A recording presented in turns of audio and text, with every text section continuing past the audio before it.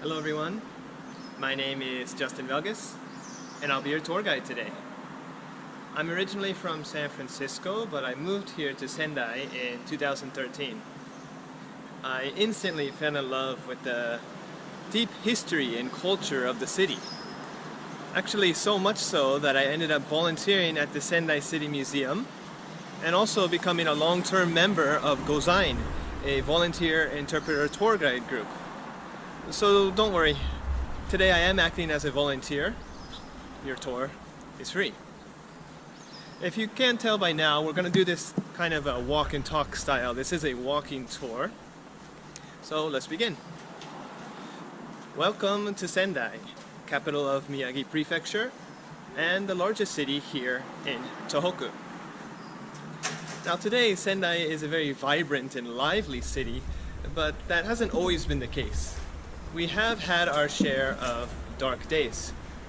We actually started our tour back there in front of the Sendai City War Memorial Reconstruction Hall. And when you get a chance, peek inside and you'll be able to find artifacts and information related to the Sendai air raid. It was in 1945, July 10th, just a few minutes after midnight, when 123 U.S. B-29 bombers flew over the city. They dropped their deadly payloads and set the whole city ablaze. Everything from Sendai City to Hirose River was burned down in just a few hours. Now, because of that unfortunate event, a lot of people say there's no history you can find in downtown Sendai. Well, I don't believe them. Come see Sendai through my eyes. Here's the reality. Even if everything disappears, history is going to always remain in one form or another. If you want to track down the history of your city, you're going to need to act like a detective.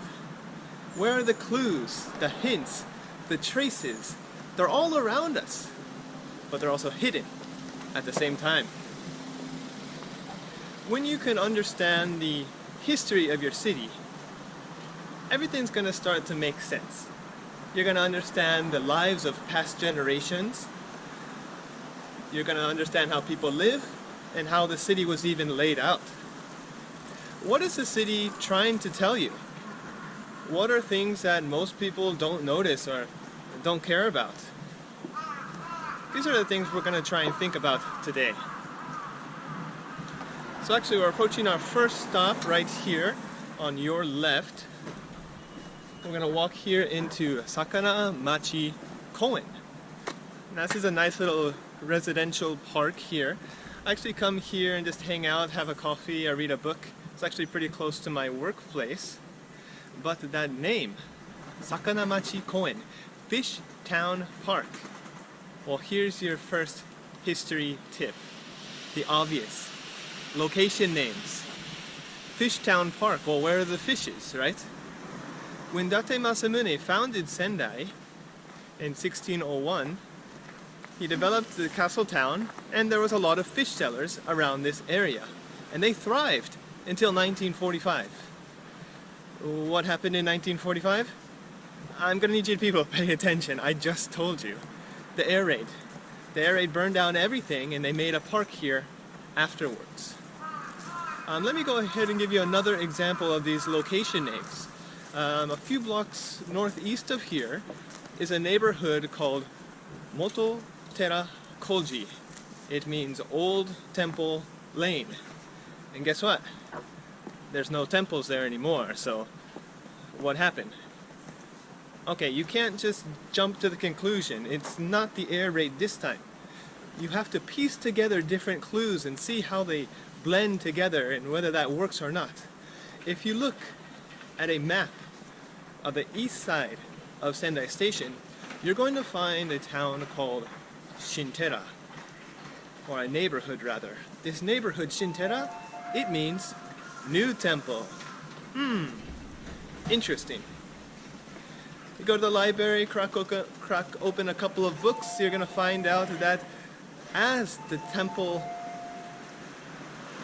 Rather, as the castle town expanded, they needed to move the temples to make room for businesses and residences, and they moved them from Mototera Koji to Shintera.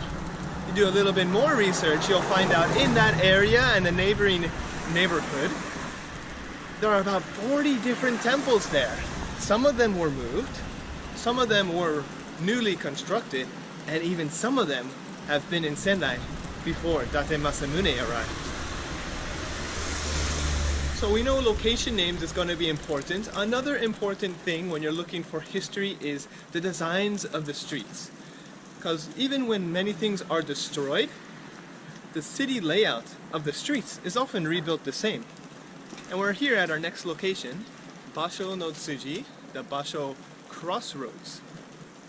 So we have right here in the Edo period, this was the center of the castle town.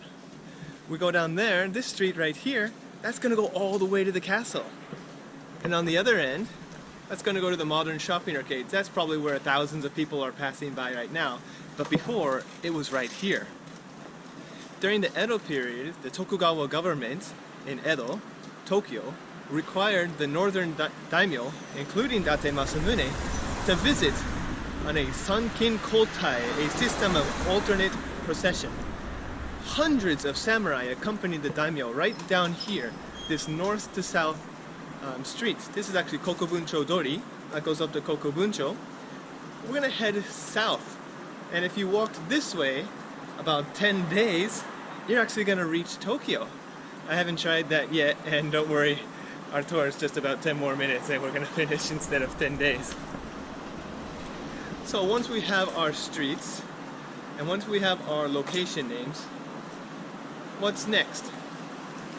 It's your job to notice these clues and to pick up on them. And one thing that's interesting, we're gonna hop over on the street over here to a place called Denwa Yokocho.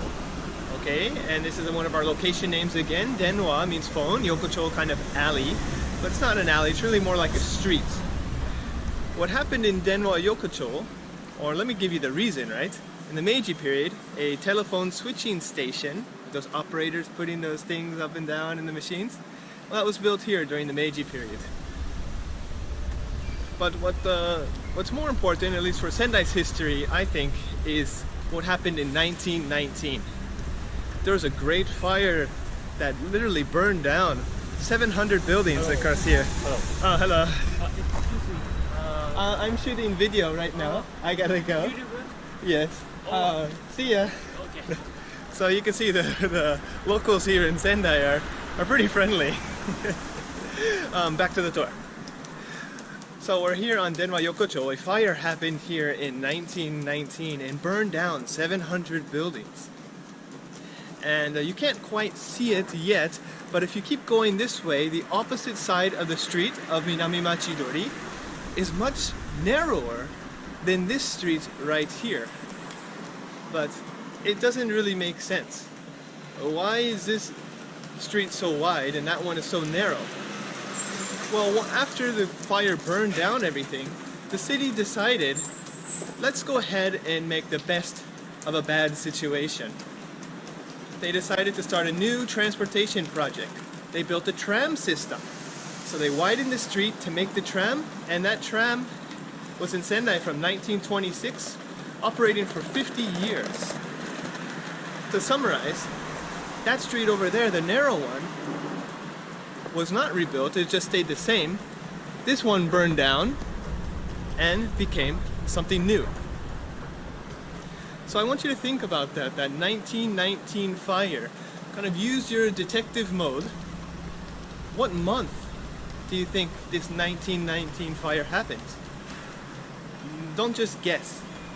Try to actually think about it a little bit deeper, right?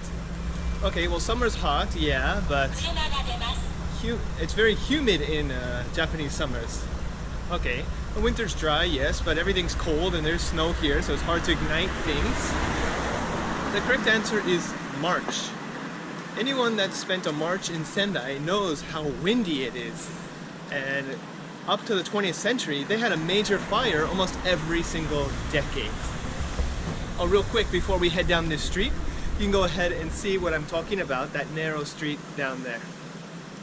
We're gonna take a side street over here, and we're gonna head to a kind of a hidden shrine. I really like this place, and yeah, you could find it online, but I first found it by just walking around. So our next location coming up right here is called No Naka Shrine. It's not so famous, but it could be the most historically important shrine in our city. So let's go ahead and take a step inside No Naka Shrine. Now I want you to go into detective mode. This hidden shrine, well, why is it hidden? Well, basically, you're gonna see all these big apartment buildings towering above us. Now isn't that kind of crazy? Why would they build a shrine in the middle of all these apartment buildings? Well, they didn't. The shrine was here first. The shrine started when Sendai City was built. And all the ropes that were used to lay out the different streets, they were burned, and the ashes were enshrined in that shrine up there. So another historical clue we're looking for is old things. Things that are important are usually protected. I'm going to let you explore No Naka Shrine a little bit later by yourself, because there's one more final place I want to show you. So how can you explore your city? Well, we've talked about having that detective mindset, but what are some actual tools or strategies? Well, let's just start small. Maybe on your walk home, try a different street or take a different bus home, right? And see how the scenery changes and what's around you. You could simply read Wikipedia articles online or visit your local museum. I'm sure you'll learn something interesting, and hopefully you'll want to explore a little bit deeper. It's your job to really feed your mind, right? Learn about different things and make this database inside your head. So when you see something that might be a clue, you'll be able to connect it to other seemingly unrelated things, and then hopefully be able to draw some type of conclusion. We're going to finish our tour up here. We are crossing Sun Mall Shopping Arcade. We're going to go step inside Iroha Yokocho. This popular post-war alley proves that people still have a place for the past and the long days of the post-war era called Showa. Now it's really cool if you come here at night. All the little bars and restaurants are going to be open.